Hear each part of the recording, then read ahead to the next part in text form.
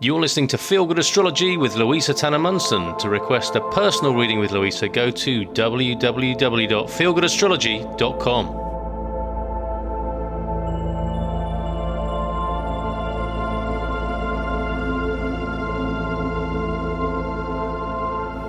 Hi, this is Louisa Tanner Munson with a little bit extra about the Chiron Where's Your Wounding overall podcast.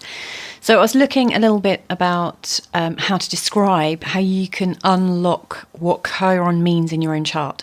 So for instance, in relationship to the tricky aspects of squares and oppositions, as opposed to the nicer, more easygoing aspects of sextiles and trines. What I didn't mention was when I was looking at the birth charts of people who had a particularly difficult time with Chiron and parental wounds, what I hadn't mentioned was where Chiron came about, largely in the houses. And I think the trickiest one that I've seen, just from looking through my own client base, I can say that the fourth house Chiron is particularly difficult for people because the fourth house represents our early childhood and Chiron represents pain from our early childhood. So it's like a double whammy. And in particular, this has come up in the charts of people who've lost a parent really, really early on and never got over that sense of loss. It's also come up in the charts of people who have experienced violence at home and very, very difficult early environment. So in the fourth house, that does come up as particularly difficult for clients. The eighth house has also been very, very difficult. I was surprised to see it as coming up as so difficult. But if you think about the eighth house, it represents other people's money. So it can represent things like custody and custody battles and disharmonious parents. But it also represents life and death and sex and all those kind of subjects that nobody likes talking about. So I've noticed that the 8th house Chiron has come up in clients who have very disagreeable families, who have families with very, very complex feuds or complex patterns. You know, like, the astrological family constellation is an amazing subject to look at. If you're interested in a particular family, you can look at the birth charts of every member involved, and you'll often find that there are repeated patterns that come out, in particular with families with a very, very strong personality and a very strong ethos. So I've seen a few examples of people who have come or been born into families with a very, very difficult constellation, with a very difficult psychological problem, probably going back a few different decades, but it's like an inheritance. And the 8th house is about inheritance, the 8th and the 12th house in particular. But the 8th house in particular is really about life and death and beyond that. So it makes sense that people with an 8th house Chiron might be picking up on pain or pain patterns from previous generations, where generations haven't got over their pain. It's just been passed on. So there's a kind of really quite nasty psychological thing going on with these people. Not that they are nasty, but they've been brought into belief systems that have been very disempowering for them to be able to deal with life and deal with pain. And the two examples that I've seen have done very well and got over this have literally just kind of found their own families and almost left the toxicness of them behind. So that was something that came out in quite a few of my clients I looked through the charts of. Another one,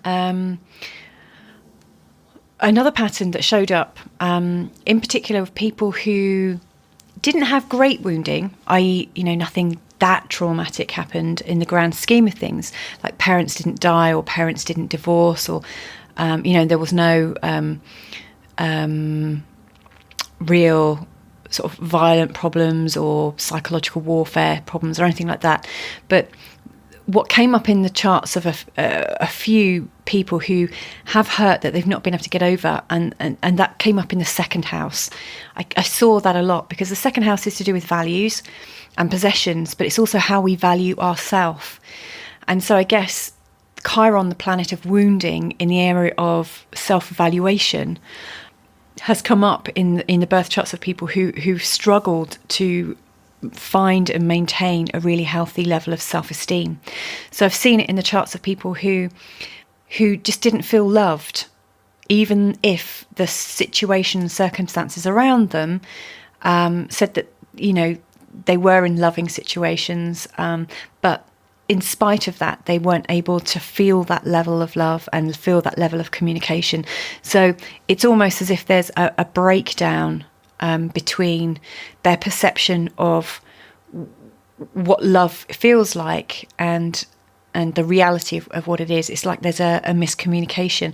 And that's one of the trickier things, because I think from the charts of people that I've looked at, the really extreme Chiron problems, represented in particular in the 4th and 8th house, led to some of these people becoming quite accomplished at getting over this, because it was so extreme what they experienced that they had to just deal with it and accept it and move on. But for people who have pain that comes from almost unknown areas, from an unconscious mind, in particular if it's connected to the moon, as I said earlier, then it's a lot more tricky to grasp, and that the source of that pain can hide in the cleverness of the unconscious mind and the conscious mind. So they were some of the house themes that came up. I did notice that people in the 6th house, often, you know, with Chiron in the 6th house, had long-term illness or experienced illness when they were, or mental illness when they were trying to fit in with society's dictates. But it was predominantly the 2nd, the 4th and the 8th house that came up again and again and again in the charts of the people who I thought, out of all my clients, all the people I work with, family members, etc., who has the biggest Chiron problem? And this is what's come up. So I just thought I'd share that.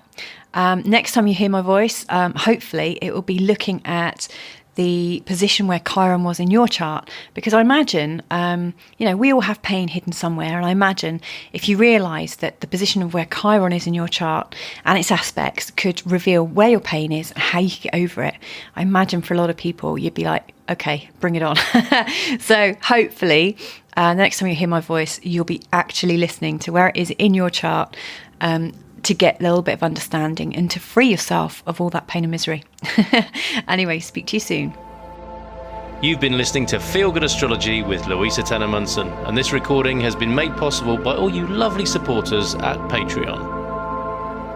To request a personal reading with Louisa, go to www.feelgoodastrology.com.